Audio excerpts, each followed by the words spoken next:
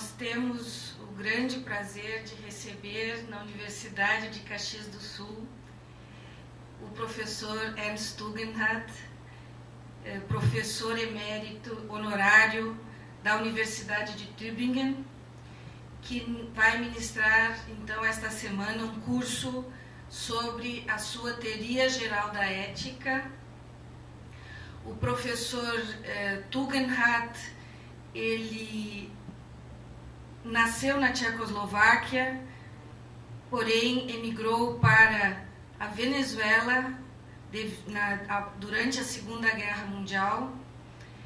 Após algum tempo, retornou à Alemanha para seus estudos de filosofia na Universidade de Freiburg e se doutorou escrevendo uma tese sobre os conceitos fundamentais da filosofia de Aristóteles.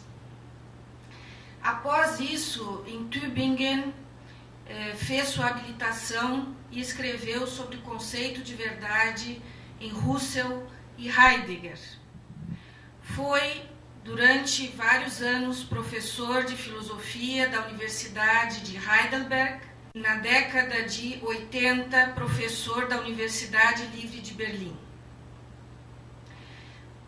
Nos anos 90, trabalhou como professor visitante na Pontifícia Universidade Católica do Chile, no Instituto de Ciências Humanas em Viena e na Universidade de Praga.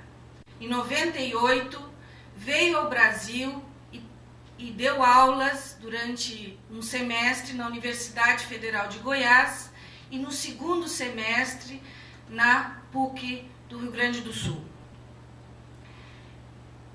Tem alguns livros já traduzidos aqui no Brasil para o português, que têm sido utilizados em graduações e pós-graduações em filosofia.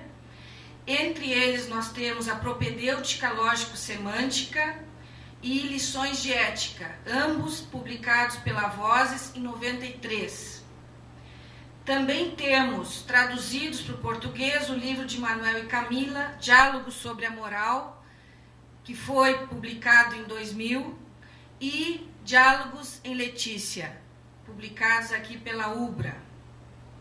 Recentemente, foi traduzido e publicado pela Unijuí Lições Introdutórias à Filosofia Analítica da Linguagem, que o próprio professor considera ser o livro que marca a sua trajetória intelectual na área da semântica e que mostra a sua passagem da tradição fenomenológica para a tradição analítica. Neste livro, então, ele apresenta em que sentido a semântica, de um ponto de vista analítico, superaria uma filosofia da linguagem da tradição fenomenológica. Em anos recentes, de 5 anos para cá, o professor Tugendhat tem se dedicado também a pensar a questão da mística, e dessas reflexões resultaram 2 livros recentemente publicados: Egocentricidade e Mística, em 2003, e Antropologia em vez de Metafísica, em 2007. Então, é uma grande honra nós termos aqui o professor Ernst Tugendhat no nosso curso de filosofia, departamento de filosofia da Universidade de Caxias do Sul, que vai, então, nos apresentar as suas principais ideias na área da ética, que foram desenvolvidas durante as últimas 3 décadas. É um prazer tê-lo aqui, professor Tugendhat Ernesto. Me parece predestinada a última aula, que será amanhã, para fazer uma discussão geral. Quer dizer, especialmente sobre pontos que já ao final da aula ontem duas pessoas criticaram, mas tem outras coisas, naturalmente. Nesse caso, o método melhor é perguntar ao começo da aula que temas querem discutir. Então, eu faço uma lista e tento sistematizar isso para não simplesmente prosseguir arbitrariamente. Bom, quero começar o problema de outras concepções da moral de hoje com uma temática que ainda é parte do que falei ontem. E isso é o problema da motivação moral. E ali, segundo a minha opinião, temos que distinguir dois passos, e creio que a minha teoria esclarece isso. O primeiro passo é que motivação tem, por exemplo, esse filho dos pais, ou qualquer pessoa, sustentar um sistema moral, foi isso onde eu disse, temos razões para, agora não me lembro do verbo, aceitar, sim, obrigado. Temos razões para aceitar esse sistema, e aceitar significa ter os afetos correspondentes. Isso realmente é ali o problema de motivação de uma pessoa, é o problema da justificação desta moral, vão juntos.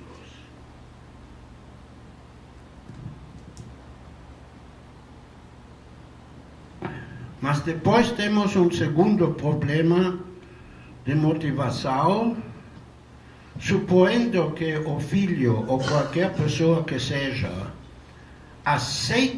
tinha aceito este sistema de normas em cada situação da sua vida prática, onde tem alternativas, onde uma é moral e outra imoral, se pode perguntar que motivação tem ele para atuar, não agora aceitar, senão atuar moralmente. Isso é o que em geral se chama o problema de motivação moral. Isso eu o explico da seguinte maneira, exceto em casos extremos, se atua imoralmente vai ter um sentido de culpa. Então, é uma coisa de avaliação que ele faz, se prefere ter o sentido de culpa,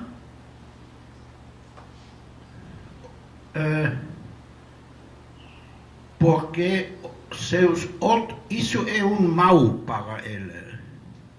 É uma avaliação entre males. Entre males. Nós temos interesses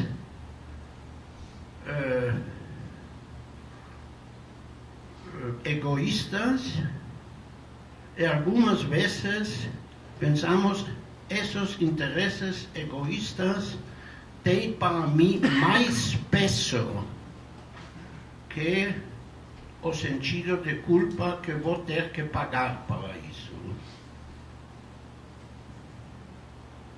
Eu creio que isso é uma boa e simples explicação de por que algumas vezes actuamos moralmente e por que outras vezes não.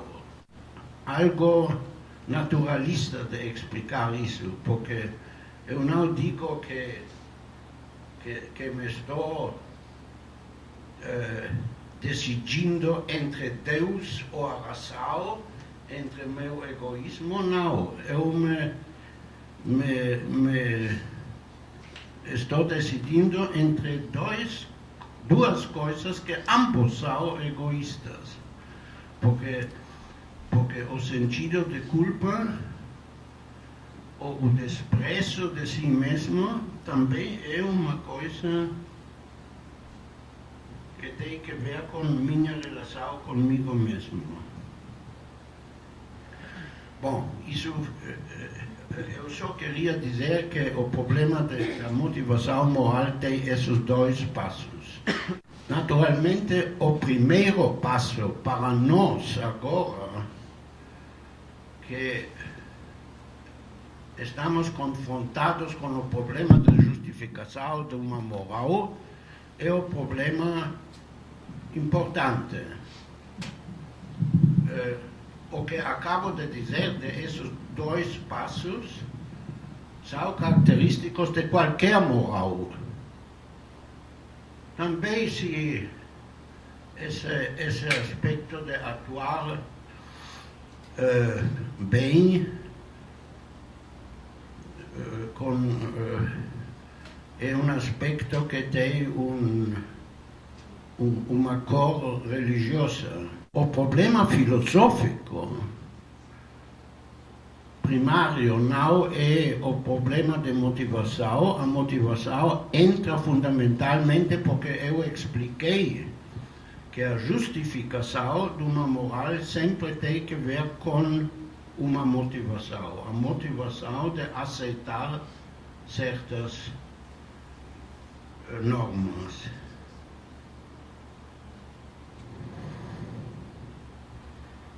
O problema fundamental aqui é qual é a origem de nossa consciência moral. E assim como eu o vejo, isso depende do tipo de razões que isso tem que ver com o tipo de motivações que estão em jogo. Isso é importante para distinguir a origem de nossa consciência moral de um sistema como o imaginamos funcionando nos outros animais. Eles têm um certo tem aspectos altruístas engravados em si. No caso dos homens não é assim, mas eu enfatizo isso porque muitas pessoas que ainda não têm pensado muito sobre isso se imaginam que na humanidade a coisa é mais ou menos também assim. Eles pensam que a moral é simplesmente como uma parte do cérebro que está instalado em nós e que faz que tivéssemos este tipo de atitudes. Temos aqui que ver com um problema fundamental que é a liberdade humana. Para os homens sempre é uma questão de, primeiro, de poder atuar moralmente ou não, é mais fundamentalmente de se perguntar se eles querem aderir, aceitar a um sistema moral em primeiro lugar e qual é. Eu dei umas explicações porque me parece natural que em culturas ainda não muito reflexivas se tem feito essa justificação com referência primeiro ao passado e segundo ao supernatural, que ambos são explicações ou razões das quais vimos que não funcionam ou levam a um círculo. Se agora nos perguntamos de uma maneira geral, que fica quando esse tipo de justificação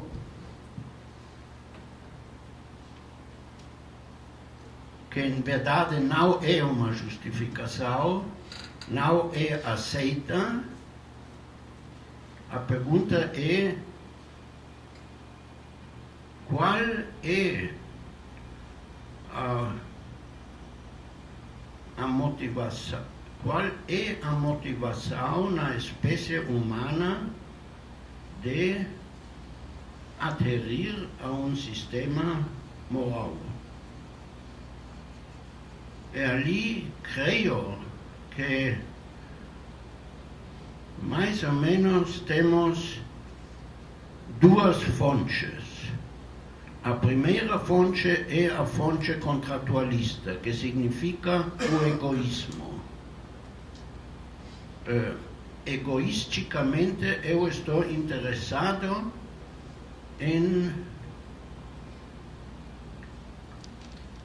que entre mim e os outros se tem essa relação que chamamos de contrato moral. Isso pode ser diferenciado, como eu tentei a fazê-lo ontem, com distinguir entre um contratualismo simples e um contratualismo simétrico, o que nos levaria a perguntar e que motivo tenho a aderir à simetria.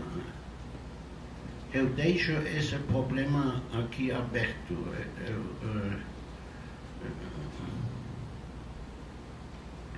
A segunda fonte, na minha opinião, é uma coisa que poderia se chamar a simpatia que temos com outros.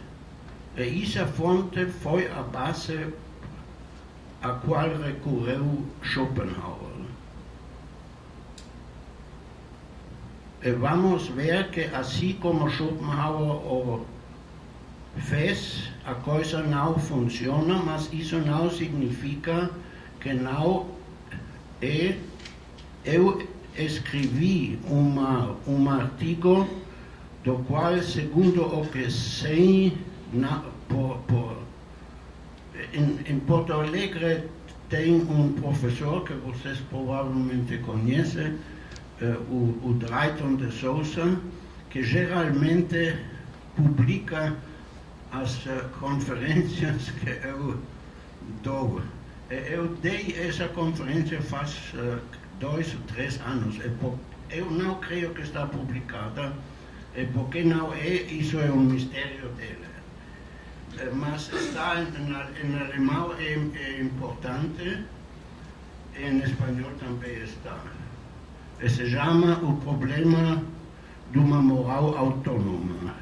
Ali eu faço um intento, eu vou explicar isso um pouco mais adiante, de demonstrar que a moral contratualista simétrica leva por si mesmo a essa segunda fonte também, que é a simpatia, mas tem que ser entendida desse. A fonte primária para mim é a contratualista. Bom, o interessante é que a maioria das teorias morais com as quais estamos confrontados hoje se pode descrever em redor do contratualismo. Como eu vou mostrar agora, a posição de Kant é muito perto do contratualismo, e o Schopenhauer foi uma reação contra essa concepção kantiana, que será também uma reação contra todo esse tipo de fazer moral. Uma exceção, a única exceção que eu vejo, bom sinal, falamos de uma coisa que já creio que hoje ninguém está fazendo, mas que se fez por algum tempo na Alemanha, que foi uma fenomenologia de valores. Isso creio que hoje não tem muita importância, ou que sim tem uma importância enorme dentro da discussão moderna, é o utilitarismo. E o utilitarismo não é tão fácil explicar, porque se entende como se entende. Eu não sei se vou ter tempo a dizer algo sobre o utilitarismo. Eu creio que não aprendemos muito disso. Será um problema de tempo agora.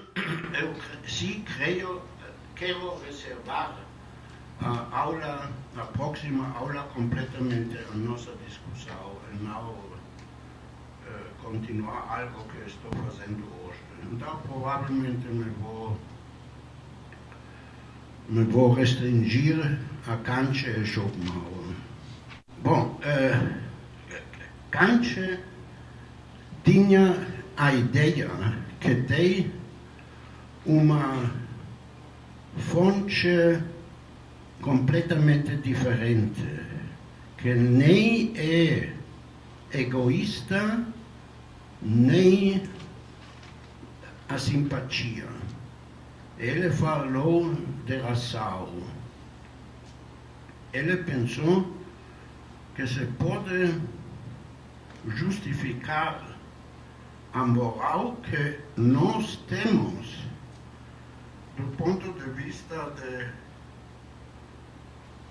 da razão. Aqui talvez eu devo fazer um outro comentário sobre como se pode dividir as diferentes concepções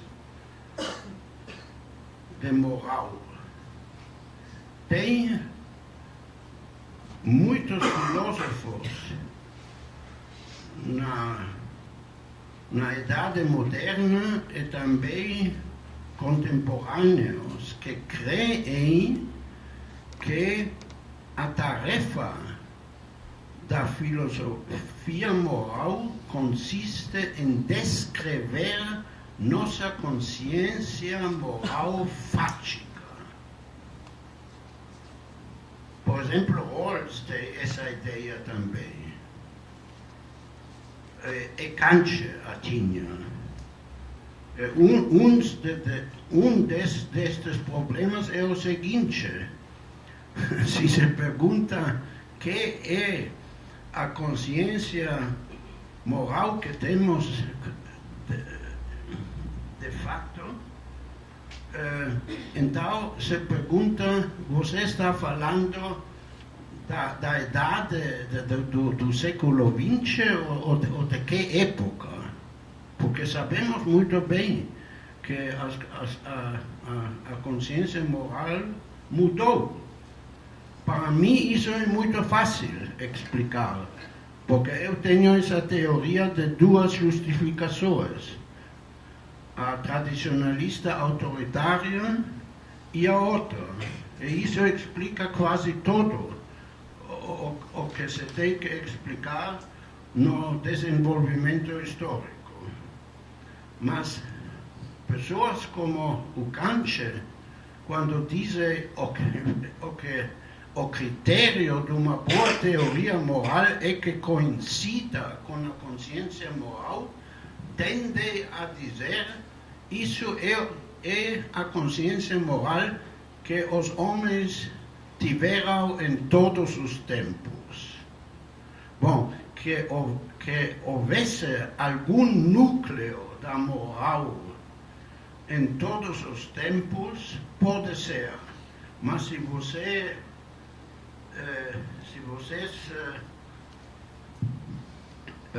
examinam as diferentes morais, nunca tem só esse núcleo. Havia muita mudança.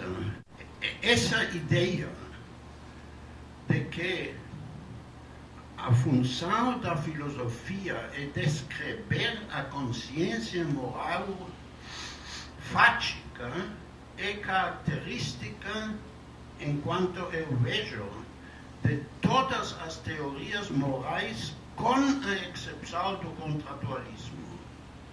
O contratualismo é decididamente não uma teoria descritivista, não descreve a consciência moral, ao contrário, ali devo dizer uma coisa também, porque muitas pessoas pensam que Rawls, que fala de um contrato ideal, seja um contratualista. Isso é completamente errado. Rawls não foi contratualista, o contrato simplesmente joga um certo rol numa construção ideal que ele está fazendo. Então, o contratualismo tinha sido uma importante teoria da filosofia política desde o século, pelo menos, XVII. Mas foi a teoria política e a importância que tem o contratualismo na teoria ética é recente. É uma coisa contemporânea. Eu coloquei dois nomes aqui no papel, ambos, um relativamente recente e outro muito contemporâneo. Mas o interessante aqui é que eles dizem todas as outras teorias são simplesmente erradas. E nós vamos a construir a moral como deve ser se as pessoas são completamente racionais.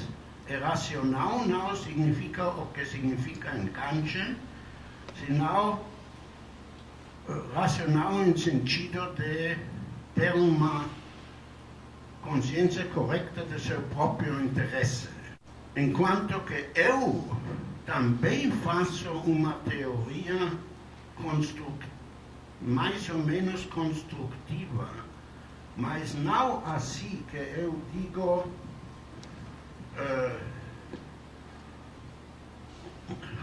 se uma pessoa quer ser racional e ético, então tem que ser assim ou assim, senão eu começo com essa outra ideia de uma moral em geral e depois eu digo toda moral tem que ser justificada e, em princípio, tem duas maneiras de justificação e assim eu chego Depois eu posso pensar, posso fazer considerações e como se relaciona o resultado ao qual estou chegando assim com uma justificação não autoritária desta coisa que é uma descrição geral de uma moral em geral com a consciência moral contemporânea, mas isso é uma coisa secundária. Bom, Kant pertence a este grupo de filósofos que pensam que a única tarefa da filosofia é construir uma base teórica para o que já sabemos que é a moral.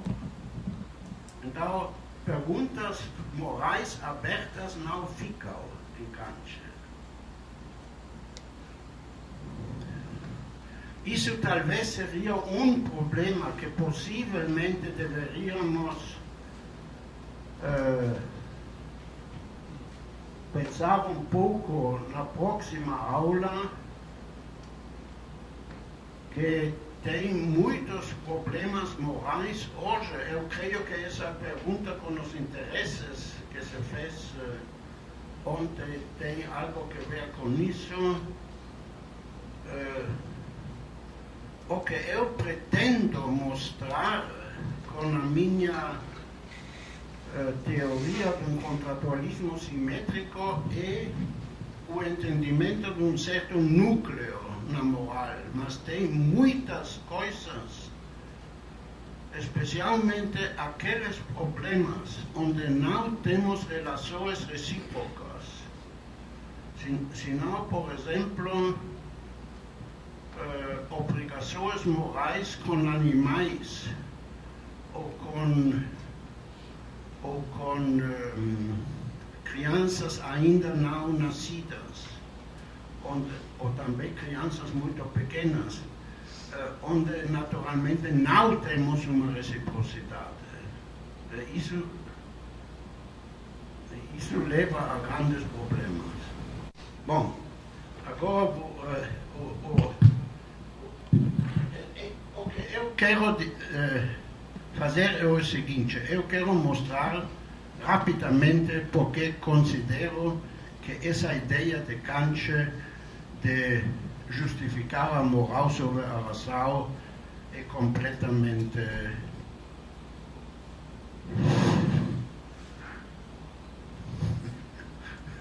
nem contra a palavra, porque não só é falsa, sino é absurda. É absurda.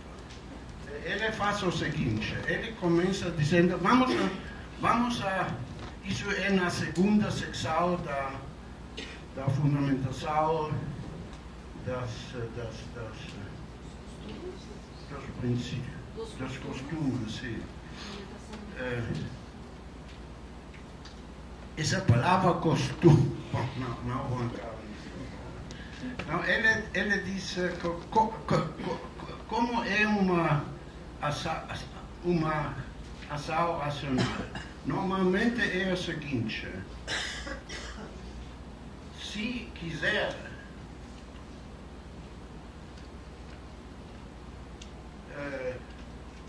Y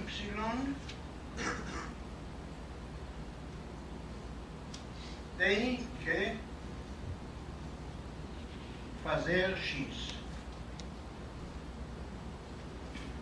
Isso é o que ele chama um imperativo hipotético. E nós tivemos isso já na primeira aula, quando eu falei de 3 sentidos de bom e também de 3 sentidos de ter que. E o que Kant faz com seus 3 diferentes imperativos é uma coisa similar. Vamos ver onde veio o erro. Então, ele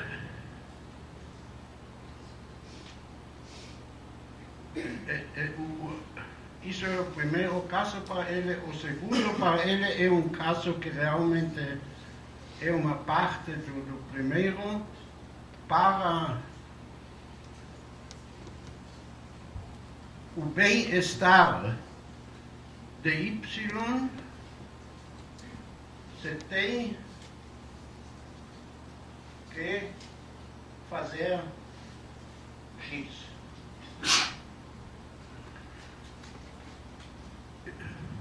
Bom, então ele diz, por que não vai ter um terceiro que simplesmente consiste em poner parênteses sobre isso. Quer dizer, tirar as hipóteses. E por isso ele fala agora de um imperativo categórico. E o que resulta é você tem que fazer X. Tem um caso assim? Tem, naturalmente. Isso é o que chamamos a moral. Agora, o interessante é o seguinte, que em vez de dizer tem que, como vimos, se pode dizer é bom. É bom fazer X, é bom fazer X. E temos também a possibilidade de dizer é bom fazer X sem hipóteses. Até aqui Kant está correto. E o grande erro que ele fez é dar-se conta que no caso 1 e 2, em vez de escrever é bom, podemos escrever é racional.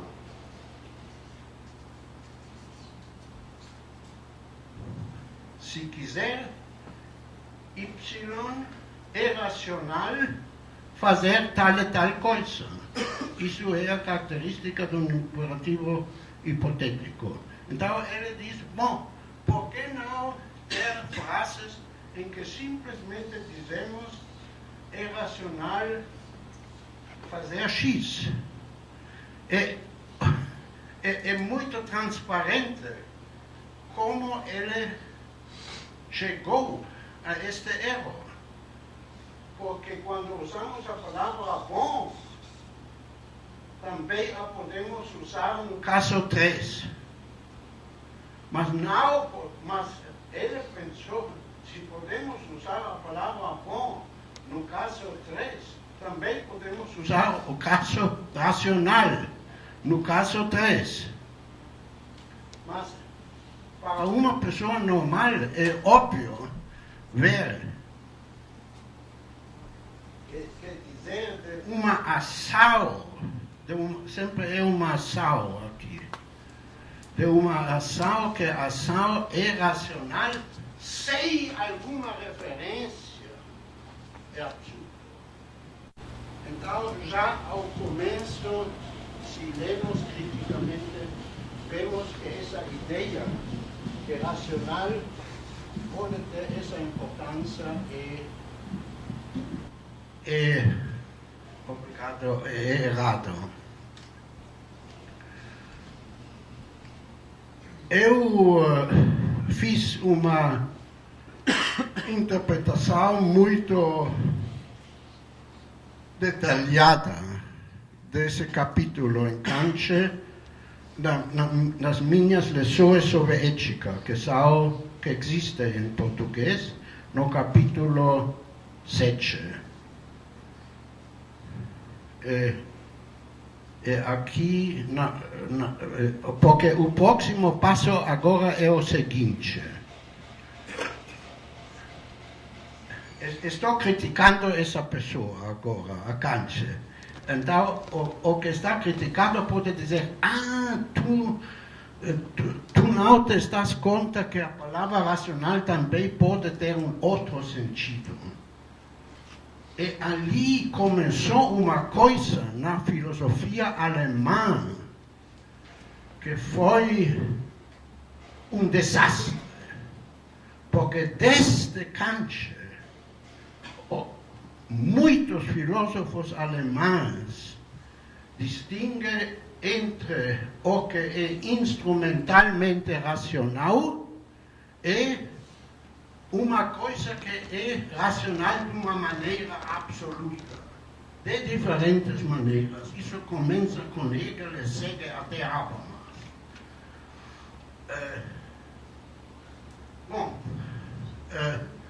De qualquer caso, nesse caso, a palavra seria ambígua. Então, já essa maneira de pensar aqui não seria muito séria. Mas eu sempre estou em favor de ser tolerante com as pessoas que criticamos. Isso significa que quando Kant depois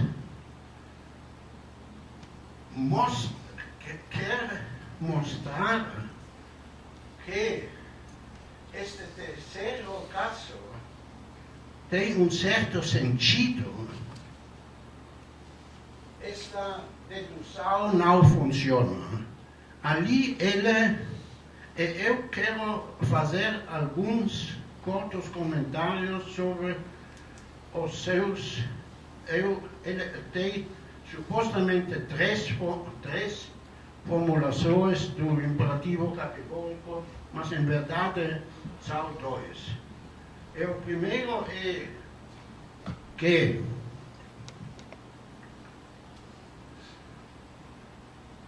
uma pessoa que quer atuar moralmente bem se deve perguntar se pode querer que sempre se atue assim.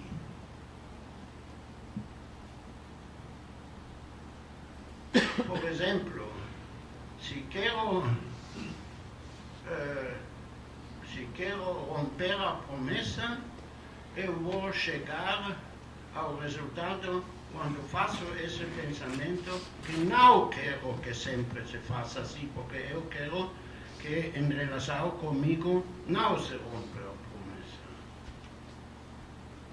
Então isso é o conhecido imperativo categórico de Kant, na sua primeira formulação.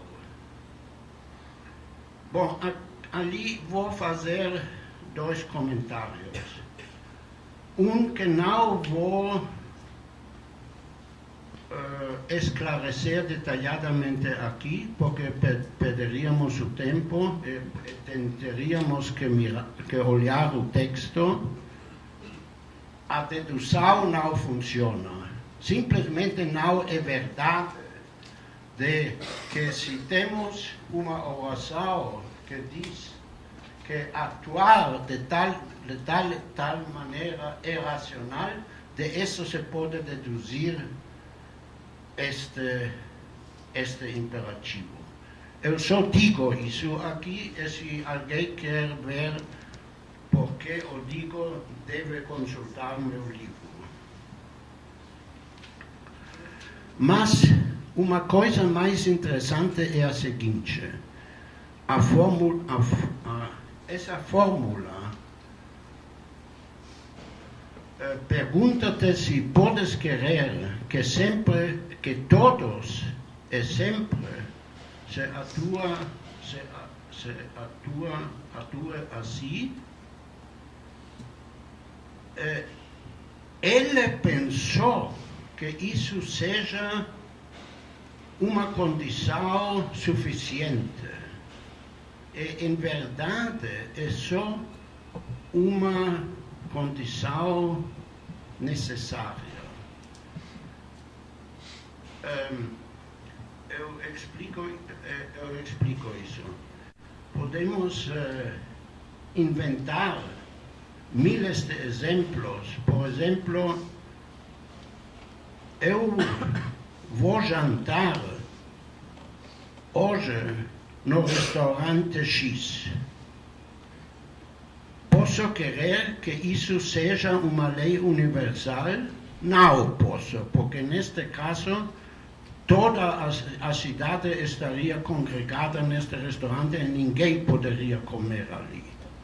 Isso pode parecer como uma piada, mas a base séria disso é que essa condição é só uma condição necessária e não suficiente. De que não é suficiente se vê em que tem muitos casos em que isso não é um critério de uma ação imoral. Bom, aqui entra interessantemente o contratualismo, porque o contratualismo caminha do outro lado. O contratualismo diz, tem uma lista de coisas, de interesses, ali se falo de interesse, tem uma lista de interesses ou de coisas que eu quero que se façam sempre,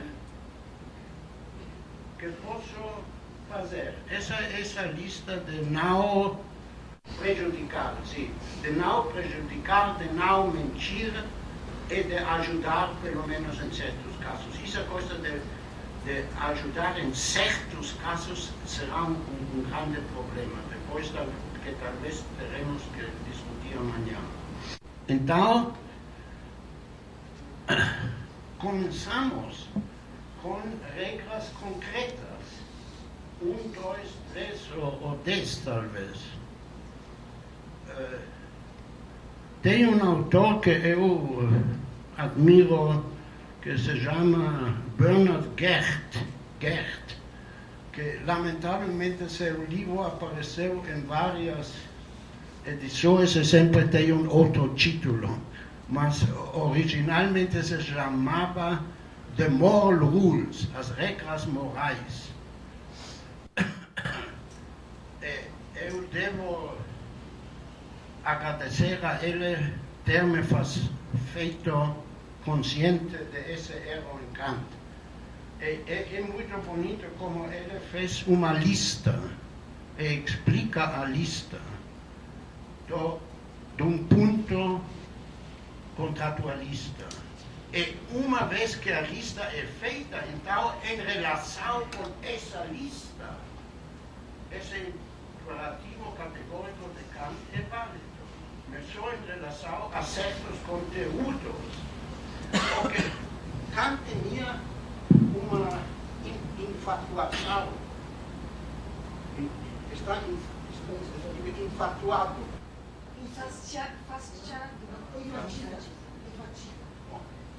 Uma loucura. Ele tinha uma loucura pensando que se pode toda essa ideia de basear tudo sobre a moral tinha como parte a ideia de poder esclarecer a coisa de uma maneira puramente formal. E o que vemos aqui, com que ele, em vez de ver que é só uma condição necessária, ele pensa que é suficiente, a razão porque ele queria isso é porque ele não queria introduzir nada de conteúdo. E esse conteúdo vem de nossos interesses. É isso o que o contratualismo está dizendo. Bom, eu só quero dizer algo agora sobre a segunda formulação do imperativo categórico, que interessantemente em Kant só aparece nesse livro e não na crítica de razão pura, de razão prática, que ele diz que essa formulação primeira do imperativo categórico implica que se deve considerar toda pessoa como um fim em si mesmo, como um fim em si mesmo. Aqui tem coisas positivas e negativas. O negativo é que realmente não se entende bem o que pode ser um fim em si mesmo. Ali foi, Sofia, onde eu tinha essa briga com o Cabrera de Brasília. Ele fez uma grande coisa contra mim, dizendo que eu aceito essa maneira de falar do fim em si mesmo, que ele tem razão que não se pode, porque a palavra de fim prático está definido de tal maneira que não pode ter um fim em si mesmo. Então, quando se expressa mal, isso é verdade, mas o que ele não queria entender, que ainda que está expressado mal, tem um bom sentido. O bom sentido se vê quando se olha na maneira como ele dá os exemplos. Os exemplos praticamente têm o sentido que quando se toma uma pessoa como fim em si mesmo, essa pessoa pode concordar com a maneira como estamos atuando com ele. E isso significa que o respeitamos. O respeitamos significa que aqui tem como uma concepção de uma comunidade de iguais todos, porque todos merecem o mesmo respeito. Merecer o mesmo respeito significa que os seus interesses contam tanto como qualquer outro. Eu uma vez dei uma aula no Santiago de Chile para professores de colégio em ética. E quando falei sobre essa segunda formulação de Kant, uma senhora disse: isso é precisamente como a gente pensa que isso deve ser o fundamento da moral.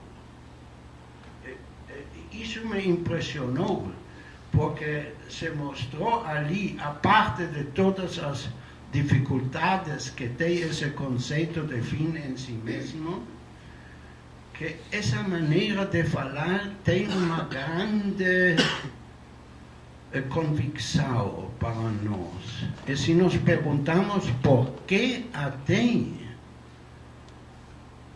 eu creio que um contratualismo simétrico o pode explicar muito bem, porque cada pessoa tem o interesse de ser respeitado como igual. E dali, quando se faz uma moral a base desse interesse dos indivíduos, resulta precisamente uma regra geral como a está fazendo Kant. E isso significa que em Kant encontramos algumas coisas, eu diria ainda na primeira formulação do imperativo categórico, mas mais claramente na segunda formulação do imperativo categórico, que são boas intuições. O único problema é que Kant, primeiro que Kant nunca logrou definir esse conceito de fim em si mesmo, mas isso não importa tanto, a gente pode explicar isso de qualquer maneira. mas segundo que ele pensou que a última base de tudo isso é que isso é uma regra da razão. Ele não explica muito bem como esta segunda formulação do imperativo categórico é justificada. Mas mais atrás, nesse capítulo, se vê que a sua verdadeira concepção é que está implicada necessariamente pela primeira. Se é assim que respeitamos essas regras em relação a todos igualmente, então isso significa que respeitamos todos, para usar sua expressão, como fins em si mesmo. Eu, na palestra que eu dei anteontem, eu disse só em poucas palavras que o erro de Kant, a situação de Kant se pode ver assim.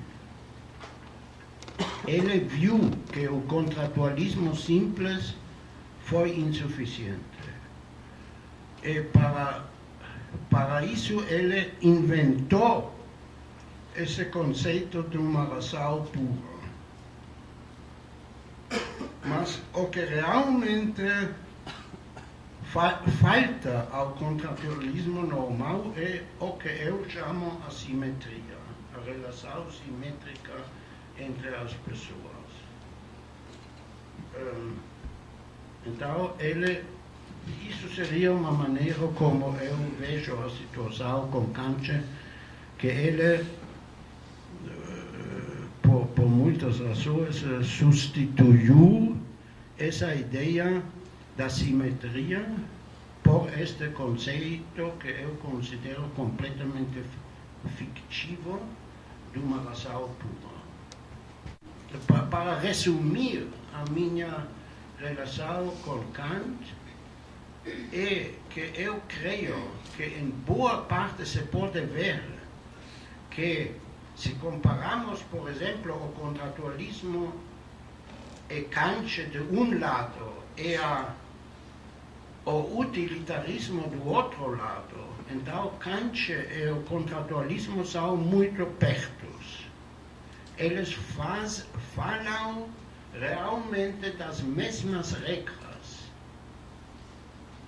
Só que Kant quer dizer isso tem um sentido universal, como você disse, Vanderlei, é também igual. E isso faltou no contratualismo normal. Ele praticamente não fala explicitamente do contratualismo. Mas se a gente se dá conta do que está passando, mais ou menos se pode dizer que é um contratualismo enriquecido, o Kant. Só que é enriquecido de uma maneira errada.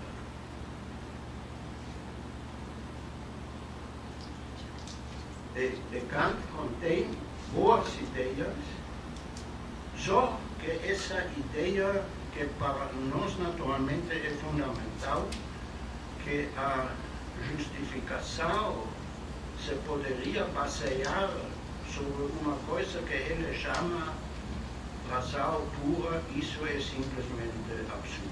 Falso é mais que falso, é absurdo.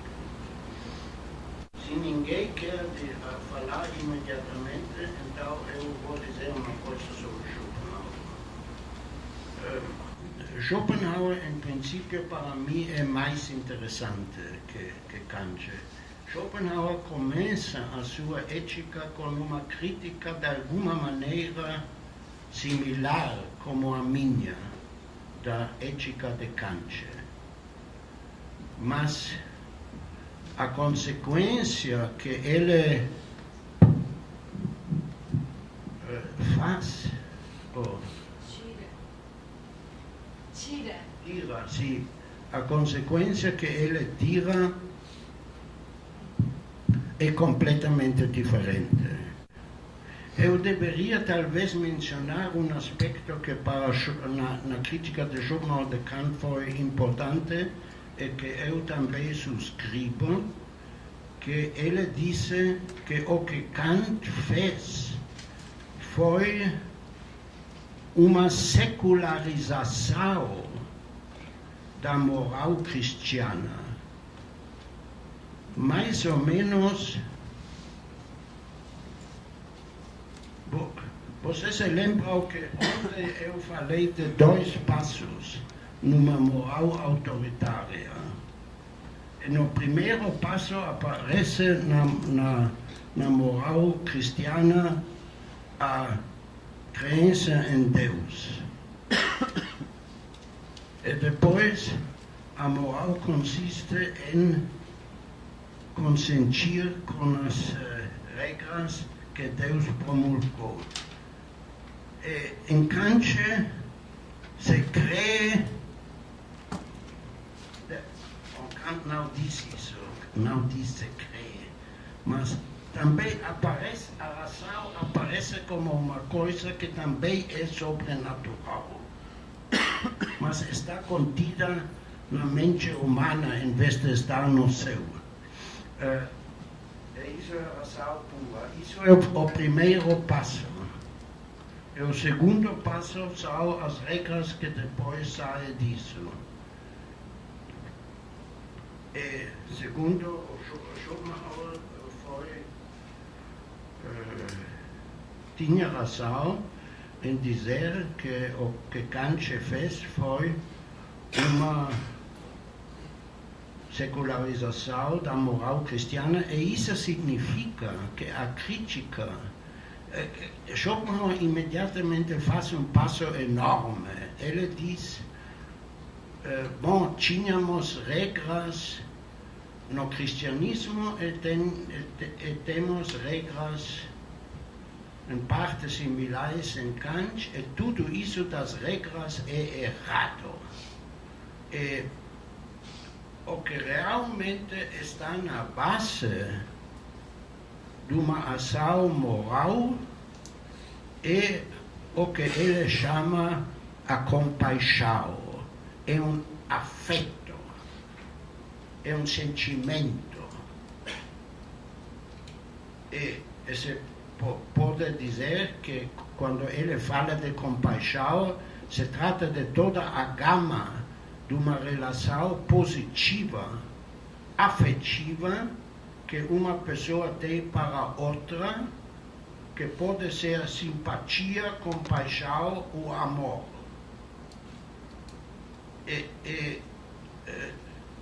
Schopenhauer insiste em que ele dá algum exemplo que agora não me lembro muito bem como é, mas ele diz se uma pessoa atua bem, moralmente bem, vamos a dizer que é bom porque foi racional, ou ele diz, não, mas se vamos a dizer, isso foi uma pessoa compassiva. Quer dizer que toda a pessoa, temos coisas um pouco similares também em Schiller. Schiller foi um kantiano que ficou dentro do sistema kantiano, mas insistia nesses aspectos afetivos também. O problema, quando Schopenhauer fala assim, isso parece ter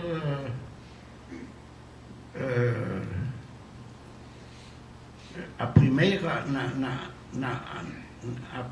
vista parece ter um bom sentido. Louvamos uma pessoa não quando se atém a regras, senão quando é uma pessoa que tem o que chamamos um bom coração. O problema de Schopenhauer, que Schopenhauer mesmo viu mais ou menos, é que disto que desta concepção não se pode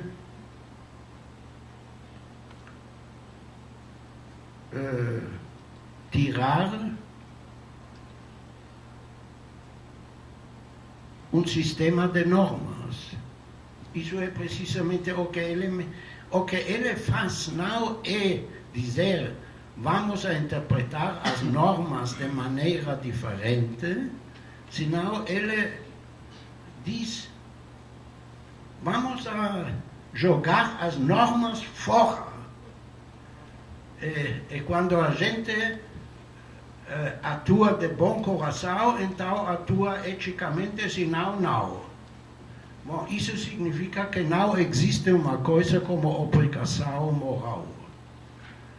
Então, eu diria, e também o problema é que então vamos a ter algumas pessoas que são bons, e que são bons talvez só em relação a certas outras pessoas, e algumas outras que não o são. E toda a linguagem normal, moral, desvanece.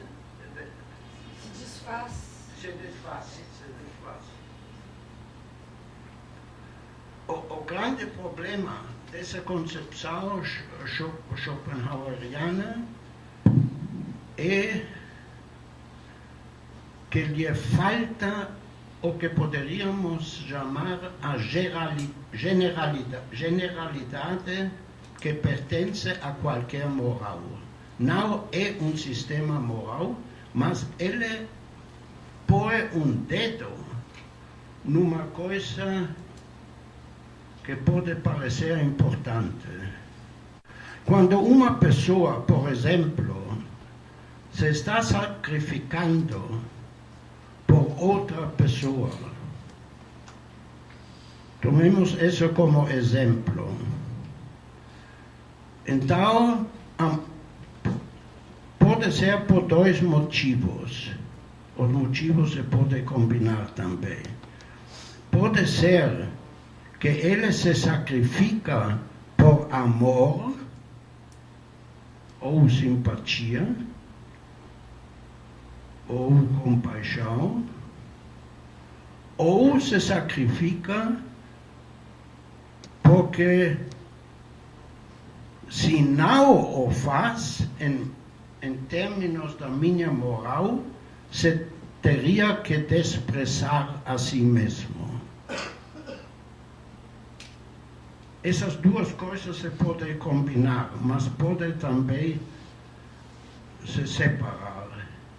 E isso significa que também a moral, como eu a expliquei, é, em certo sentido, um egoísmo de segunda ordem. Quer dizer que se eu me pergunto qual é o motivo por que eu atuo moralmente, então no melhor dos casos é que eu não me vou desprezar a mim mesmo. Ali eu tenho um interesse em mim mesmo, em meu estándar moral. É isso o que critica Schopenhauer. O intento que eu fiz nesse trabalho com o título, tem alguma outra coisa que está publicada em português, mas que eu esqueci o nome. Foi uma conferência que uma vez eu dei em português e que nunca apareceu em outra linguagem. E ali eu comecei a desenvolver essa teoria e depois a desenvolvi mais nesse artigo sobre o problema de uma moral autônoma. E ali eu, nesse segundo escrito, como eu digo no primeiro, não me lembro, no segundo artigo eu digo, nós, numa moral como eu a descrevi, talvez não. Bom, vamos a ficar com ela. Como eu a descrevi, louvamos aqueles que fazem bem moralmente, assim como está definido na minha moral. Mas isso a mim me parece implicar que se uma pessoa faz bem, não por um motivo de que seria despreciado ou se poderia parecer a si mesmo despreciável ou desprezível, senão o fez por simpatia. Vamos louvar ele, porque queremos que todos atuem de uma maneira com efeitos que queremos, de um ponto de vista moral. E isso significa que uma vez que temos o sistema moral baseado da maneira como eu o desenvolvi, de exigências recíprocas, vamos exigir também que as pessoas desenvolvam uma capacidade de compaixão generalizada. Isso é importante, porque esse aspecto de generalização, Schopenhauer está incapaz de justificar. Porque para ele o sentimento de compaixão é simplesmente um sentimento. Enquanto que eu creio que se pode incorporar a moral de compaixão na moral do contratualismo simétrico. É uma implicação necessária, porque uma vez que queremos que a gente atue de tal e tal maneira, vamos também dizer, ainda se não atua desta maneira pela motivação de aderir-se às regras, senão por compaixão, vamos louvar isso, e por isso é bom desenvolver um sentido de compaixão. E agora vem uma coisa que não temos em Aristóteles, em Schopenhauer, perdão, em Schopenhauer, um sentido de compaixão generalizado. Eu tenho uma convicção que Schopenhauer aponta a uma coisa muito importante, mas a maneira como ele o faz é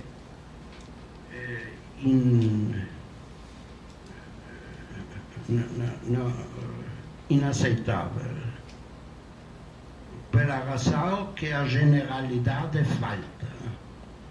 Mas uma vez que temos a generalidade, a base dessa moral egoísta, que é o contratualismo, essa moral vai conter este momento afetivo ao qual Schopenhauer está apontando. Eu creio que, se pensamos, isso é uma coisa a qual Schopenhauer dá muita importância, quando dizemos que uma pessoa é uma boa pessoa, quando se atém às regras morais, Schopenhauer diz não. É quando ele tem uma simpatia universal com todos. E ali entra um momento afetivo. Então, a minha conclusão nesse ponto é: eu creio que uma moral aceitável, não autoritária, contém duas fontes. O contratualista, que é egoísta, e a compaixão. Mas o primeiro tem que ser o primeiro. Quer dizer que essa coisa da compaixão só pode ter o sentido que Schopenhauer queria se é integrado numa moral de regras. Porque senão não é generalizada. Sabemos muito bem que o sentimento de compaixão ou de amor é uma coisa muito normalmente particular. As mesmas pessoas que têm amor ou compaixão com alguns têm os sentimentos contrários com outros. Isso não serve como uma base para a moral. Eu não creio que é uma perda muito grande. Se tivéssemos meia hora mais, eu não sou um bom conhecedor do utilitarismo, mas seria talvez um pouco instrutivo falar ainda assim sobre o contratualismo, mas não me parece uma perda tão grande. Então, temos agora um quarto de hora para discussão sobre esses autores e vamos ter a discussão geral amanhã. Não? A minha sugestão, talvez o senhor poderia falar um pouquinho do utilitarismo em 10, 15 minutos e deixamos todas as perguntas para amanhã. Sim. Bom, eu não sei em que grau vocês conhecem o utilitarismo. O utilitarismo é uma teoria bem estranha que diz que uma ação A é melhor que uma ação B se incrementa mais o bem no mundo que a outra. E isso significa, eles usam duas palavras. Para a moral, eles usam a palavra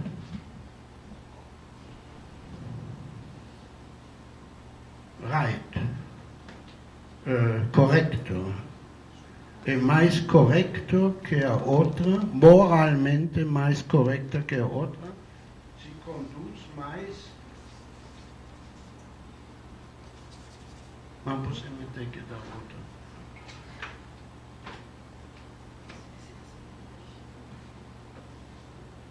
Eu creio que a palavra right, ou é outra. Right, sim.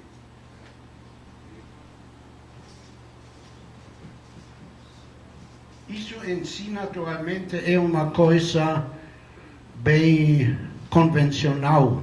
Por exemplo, Habermas, que não é utilitarista, também fala, quando evalua ações morais, com a palavra correta. Isso é uma coisa que não tem importância. Mas o importante para o utilitarismo é que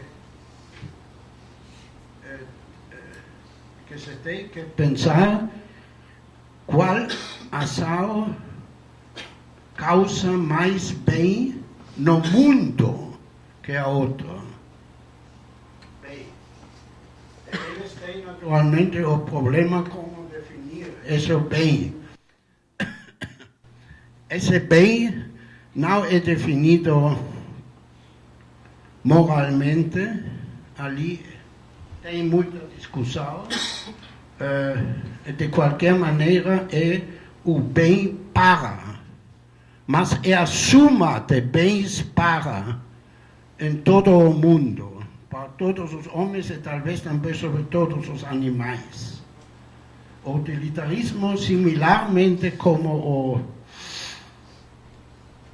Schopenhauer, inclui os animais. No caso de Schopenhauer isso é evidente, porque a compaixão podemos ter igualmente com... uma coisa em que ambas essas teorias de Schopenhauer e do utilitarismo são deficientes é que eles têm grandes dificuldades em esclarecer as virtudes de confidência, como não mentir, não romper promessas, que são coisas interpessoais. De qualquer maneira, vocês talvez tenham ouvido dessa diferença que se faz muitos livros de ética norte-americanos começam assim, que dizem que tem duas teorias éticas. Uma é deontológica, é a típica é Kant,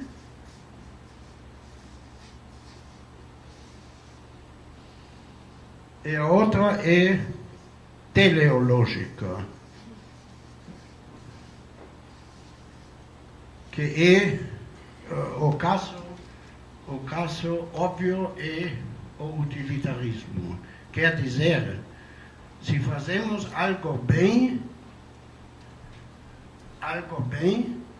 isso depende de se o resultado é bom para as pessoas.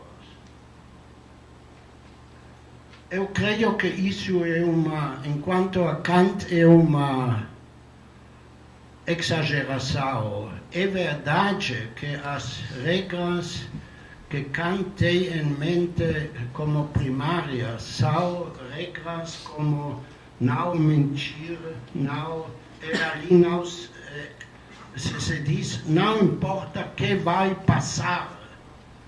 Para manter a confidência é essencial que você faça o que prometeu. Enquanto o utilitarista vai dizer, não importa as palavras que você tinha dado antes, o que importa é simplesmente o que vai ser o resultado. Naturalmente, a primeira pergunta que se coloca aqui é que pode ser a razão que toda uma tradição filosófica grande dos últimos 2 séculos pensam que essa ideia de que entre A e B sempre se pergunta qual é melhor que a outra em relação à totalidade do bem. Isso tem alguns resultados, efeitos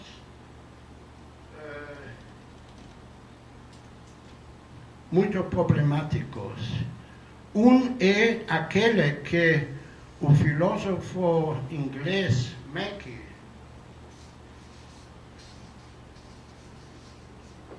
tem chamado de Ethics of Fantasy, uma ética de fantasia. A fantasia consiste em que naturalmente nunca sabemos a totalidade das consequências do que estamos fazendo, e o que é pior é que uma ética desse tipo subordina toda a vida. Uma pessoa ética eles, para contratualista ou também para Kant, as regras éticas são regras limitativas. Quer dizer que temos núcleo onde podemos atuar normalmente em nosso próprio interesse, mas não devemos transgredir certas regras. Mas aqui temos uma ética absolutista, de uma certa maneira. Uma pessoa é boa, se não transgrede regras limitativas, senão só quando sempre faz o que no seu resultado vai ser melhor. A pergunta que ainda não toquei é como passou isso? Como é que uma tradição assim, porque eu creio que essa insistência, por exemplo, sobre o teleológico em contra do deontológico tem um valor. Mas se nos perguntamos por que tem um valor, na minha opinião, sempre temos que voltar àquele ponto que para mim é o ponto de partida, que são as regras que se justificam reciprocamente, que não são autoritárias. De isso deveríamos começar. Então, perguntar-nos por que ou em que grau é importante não só pensar em coisas como cumprir as promessas, senão também pensar nos resultados. Isso não o faz o utilitarismo. Segundo o pouco que eu sei, primeiro temos esse filósofo que foi um maestro de Hume, que se chamava Hutcheson. Tanto Hume como ele tinham a ideia que o fundamental de ser moral é o que eles chamavam de benevolência, de fazer bom. Uma característica muito importante é que nessa tradição nunca se fez o que em Kant é muito evidente em outras éticas desse tipo, que tem uma diferença entre regras negativas e positivas. O que não se deve fazer é o que se deve fazer. O que se deve fazer é ajuda. O que não se deve fazer é prejudicar. E Kant tem a dificuldade, e também o contratualismo tem, de entender o segundo, porque ajuda até onde? Enquanto que o utilitarismo faz exatamente o contrário.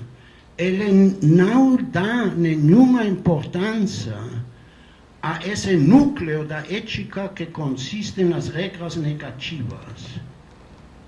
E tudo consiste só em essa comparação de incrementar o bem. E isso começou com Hutcheson em insistir sobre a virtude de benevolência, benevolence, como a primária virtude moral. Então ele perguntou: e que passa se eu faço mais bem, se estou numa situação? Ele dá o exemplo que um motorista, por exemplo, está em dificuldades, está numa rua em que está perdendo o controle, tem 5 ovelhas na direita e 3 ovelhas na esquerda. Então é melhor, se pode fazer algo com o carro, matar os 3 em vez dos 5. Porque então temos mais bom. Bom, foram coisas desse tipo que chegaram a isso. Isso é uma coisa. Eu creio que tem uma outra justificação, que foi como se chamou esse famoso filósofo? Não, Bentham praticamente aceitou isso. Mas depois foi que escreveu um livro que se chama, eu creio que The Methods of Ethics. Ele escreveu um livro grande e famoso e também baseado, interessantemente, sobre a consciência moral que todos temos hoje. Eu sempre penso Zygmunt, mas não é Zygmunt, foi um alemão. Mas tinha um nome similar. Então, ele enumera as regras morais, e ele pensa que se pergunta sobre o sentido geral que tem todas essas regras, se chega a essa teoria que já antes Bentham desenvolveu a base da Hutchinson. Bom, eu se termino aqui. O que eu creio é que uma vez estamos enfrentados numa teoria que tem algumas virtudes, mas creio que tem mais vícios que virtudes, porque eles nem pensam sobre como. Eu só posso repetir que a maneira correta de pensar como, por exemplo, o elemento teleológico deve ser desenvolvido, se pode fazer pensando em como vamos fazer esse diálogo de exigências recíprocas no interesse de todos. E ali vai aparecer uma parte de aspectos teleológicos, mas a ideia de isso tem algo que ver com